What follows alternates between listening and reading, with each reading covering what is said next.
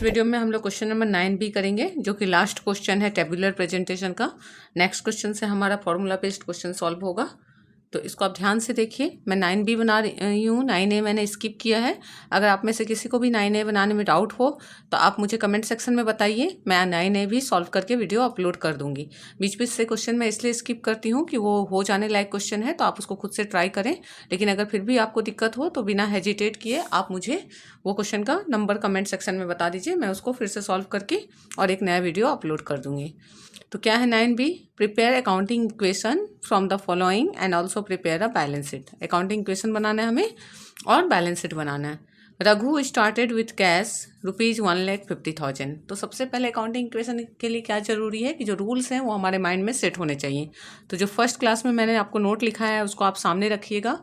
Hope आपने उसको note कर लिया होगा कहीं पे, और उसको देख के हमेशा डिसाइड कीजिए कि स्टार्टेड बिजनेस विथ कैश का मतलब क्या होता है, कैश प्लस और कैपिटल प्लस। तो दो आइटम मिल गया हमें यहाँ। बॉट गुड्स फॉर कैश, ये पहला पार्ट हुआ क्वेश्चन का। ऑन क्रेडिट, ये दूसरा पार्ट हुआ। दो अलग अलग क्वेश्चन मर्ज है। तो कैश के लिए जब गुड्स हमारा खरीदते हैं तो क्या होता है, स्टॉक प्लस और कैश माइनस।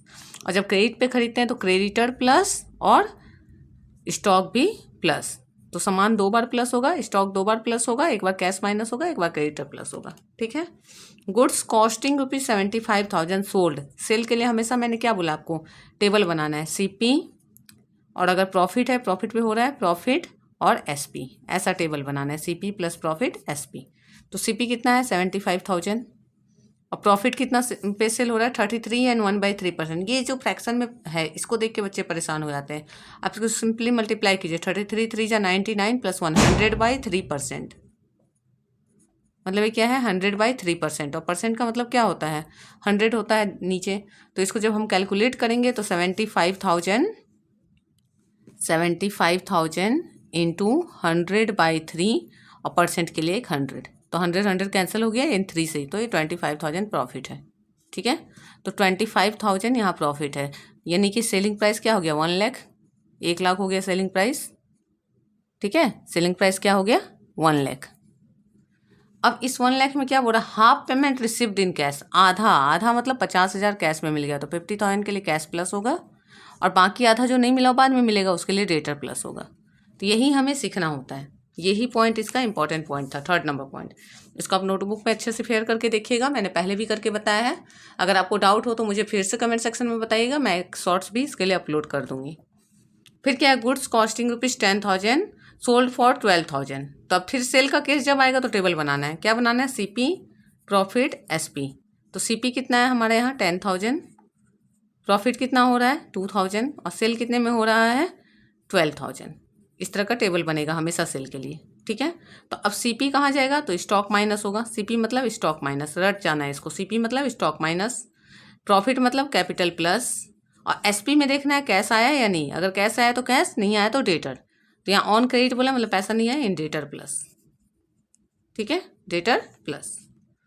फिर क्या है, पेड फॉर रेंट 2,000, सैलरी 4,000, ये टोटल 6,000 का एक्सपेंस है। Simple cash minus capital minus. उसके बाद क्या बोला, goods costing 20,000 sold for 18,500 for cash. तो फिर आ गया कॉस्ट सेल, तो टेबल बनेगा CP। ठीक है, CP और प्रॉफिट है, देखिए 20,000 का सामान 18,500 में सेल करें, यानी लॉस है, लॉस। और उसके बाद फिर क्या आ जाएगा SP। तो CP कितना है 20,000, सेल कितने में हो रहा है 18,500। ठीक है, यानी कितना का लॉस है 1,500 का लॉस है यहाँ पे। तो अगर प्रॉफिट है तो कैपिटल प्लस, तो लॉस है तो कैपिटल माइनस। और CP के लिए वही स्टॉक माइनस, CP हमेशा स्टॉक माइनस याद रखिएगा। और SP में देखिए क्या बोला, फॉर कैश, कैश मिल गया यानी कैश प्लस। तो ये हमने पूरा कैलकुलेशन कर लिया, बस अब टेबुलर प्रेजेंटेशन करना बाकी है। तो सॉल्व करते हैं प्रैक्टिकल क्वेश्चन। कौन कौन से एसेट थे हमारे पास कैश था, स्टॉक था, डेटर्स था। लायबिलिटी क्या था, क्रेडिटर्स और कैपिटल। क्रेडिटर्स एक्सटर्नल लायबिलिटी है और कैपिटल इंटरनल लायबिलिटी है, मतलब ऑनर का पैसा है। ठीक है। तो सबसे पहला क्वेश्चन क्या है हमारा, Raghu started business with cash.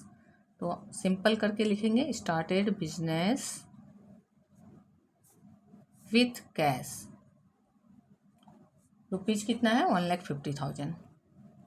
तो स्टार्टेड बिजनेस विथ कैश का क्या होता है हमारा, कैश प्लस कैपिटल प्लस। तो कैश में प्लस हो जाएगा 1,50,000 और कैपिटल में प्लस हो जाएगा 1,50,000। ठीक है। तो इस तरह से क्या हुआ, हमारा पहला इक्वेशन तैयार हो गया।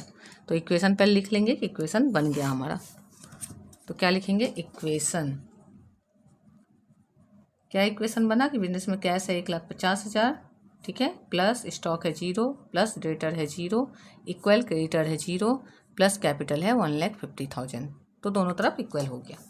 नेक्स्ट क्वेश्चन क्या है हमारा, नेक्स्ट क्वेश्चन है bought goods for cash, bought goods for cash ₹80,000 and on credit ₹40,000। ठीक है, मतलब कैश में 80,000 का सामान खरीदा और क्रेडिट में 40,000 का, यानी टोटल गुड्स कितना आया बिजनेस में 1,20,000 का। तो स्टॉक प्लस होगा 1,20,000 से, ठीक है। और कैश कितना गया बिजनेस से, 80,000 गया, तो कैश से माइनस होगा 80,000।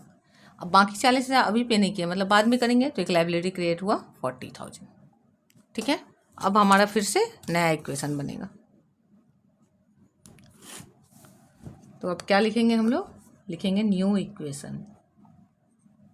न्यू इक्वेशन लिख के क्या करेंगे, इसको माइनस करेंगे। 150 minus 80 70,000 plus 1,20,000 plus 0 equal 40,000 plus 1,50,000। देखना क्या है कि जब हम इक्वल बोल रहे हैं तो ये दोनों इक्वल होना चाहिए। तो 120 70 190, इधर भी 150 40 190, सही है, इक्वल जा रहा है। अब थर्ड क्वेश्चन लेंगे, क्या है third question, goods costing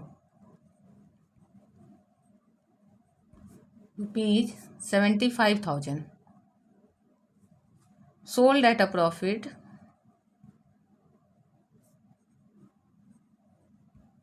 of 33 and 1/3%। इसी 33 and 1/3 से आप लोग घबराते हैं, जबकि कैलकुलेशन कितना सिंपल है, हमने देखा। अब क्या करेंगे, इसको आगे क्या बोल रहा है, half the payment received in cash. ठीक है, तो 33 एंड 1/3 का मतलब क्या होता है, 100/3%। तो 100/3% निकालेंगे 75,000 का, तो 75,000 इंटू 100/3 इंटू 1/100% के लिए, तो कितना आ जाएगा, यानी कैंसिल होके 1/3 आएगा। तो 1/3 आएगा, तो हम लोग क्या करेंगे, उसको कैंसिल करेंगे तो 25,000, मतलब यहाँ प्रॉफिट हो रहा है 25,000, और प्रॉफिट कहाँ जाता है, कैपिटल में, तो 25,000 प्रॉफिट में लिख देंगे। ठीक है, क्लियर है। अगर डाउट है तो देखिए इसको फिर से, क्या होता है, ये है हमारा 75,000 है, 75,000 को 100/3 इंटू परसेंट के लिए 1/100, तो 100 तो कैंसिल हो गया, तो बचा क्या, 3 से कैंसिल हो गया, 75,000 आ गया 25,000। तो ये हमारा क्या आ गया, हमारा कैपिटल आ गया। इसके बाद फिर यानी कि प्रॉफिट आ गया 25,000 प्रॉफिट। 75,000 का सामान को हम 25,000 प्रॉफिट लेके बेच रहे हैं, तो कितना में बेच रहे हैं, 75 + 25 1 लाख में बेच रहे हैं। अब उसमें बोलता आधा पैसा मिल गया, तो 1 लाख का आधा कितना होता है, 50,000। 50,000 मिल गया तो कैश में प्लस होगा, जो आधा नहीं मिला बाद में मिलेगा एसेट है, डेटर में प्लस होगा। जब भी उधार बेचते हैं तो डेटर बनता है, उधार खरीदते हैं तो क्रेडिटर बनता है, इस बात को रट जाइएगा। तो अब फिर क्या होगा, हर स्टेप के बाद क्या होगा, एक लाइन खिंचाएगा और लिखाएगा न्यू इक्वेशन। तो अब यहाँ बनेगा हमारा न्यू इक्वेशन। तो न्यू इक्वेशन में ऐड करते हैं 7 और 5 कितना हो जाएगा 12, 1,20,000 प्लस स्टॉक भी कितना है 1,20,000 और डेटर कितना है 50,000। ठीक है, इक्वल कितना हो रहा है 40,000 क्रेडिटर है, प्लस ये कितना हो रहा है 1,75,000। अब ऐड करके देख लेते हैं, 17 और 4 कितना होता है 21, 2,15,000 हो रहा है।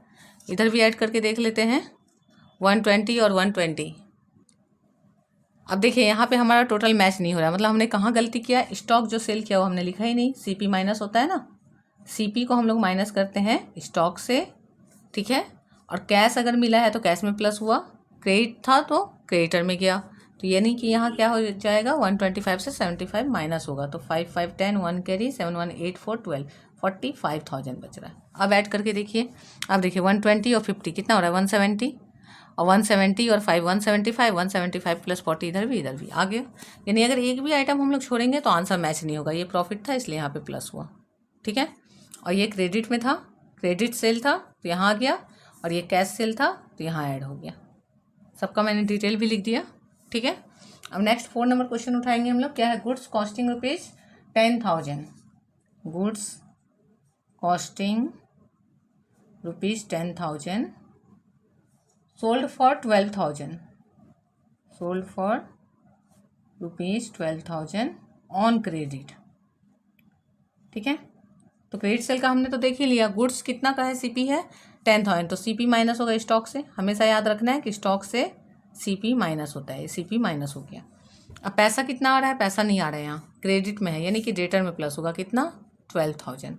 अब देखिए अर्थमेटिकली भी देख सकते हैं, एलएसएस में हम माइनस करें 10,000, जोड़ रहे हैं 12,000, ये 2,000 एक्स्ट्रा है, 2,000 एक्स्ट्रा क्या, यही प्रॉफिट है।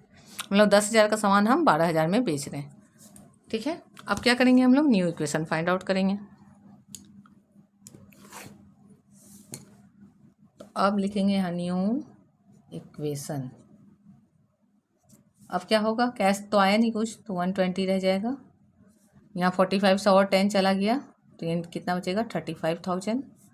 यहाँ 50 में 12 आ गया तो 62,000 इक्वल यहाँ 40 है, प्लस यहाँ क्या हो जाएगा 1,77,000। ठीक है, यानी 17,421 हो रहा है, 2,17,000 होना चाहिए। इधर भी जोड़ के देख लेते हैं, 5 2 7 6 3 9 9 2 11 और 112 ऐड हो जा रहा है, इक्वल आ रहा है दोनों साइड। आप कैलकुलेटर यूज करके भी देख सकते हैं।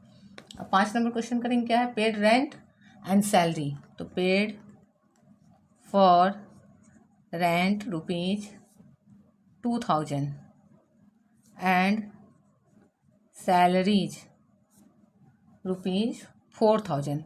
तो रेंट और सैलरी इन टोटल कितना पे हो रहा है, 6,000 क्या जा रहा है, कैश। तो 6,000 कैश माइनस करेंगे, और ये बिजनेस के लिए एक्सपेंस है, किसी भी एक्सपेंस के लिए कैपिटल माइनस होता है, तो कैश माइनस कैपिटल माइनस। और अब क्या करेंगे, न्यू इक्वेशन निकालेंगे।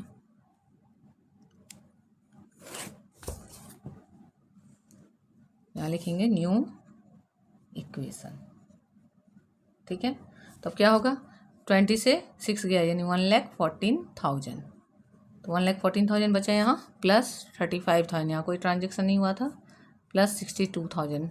ठीक है, इक्वल 40,000 प्लस यहाँ क्या बचेगा 1,71,000। तो अभी कितना हो जा रहा है 2,11,000।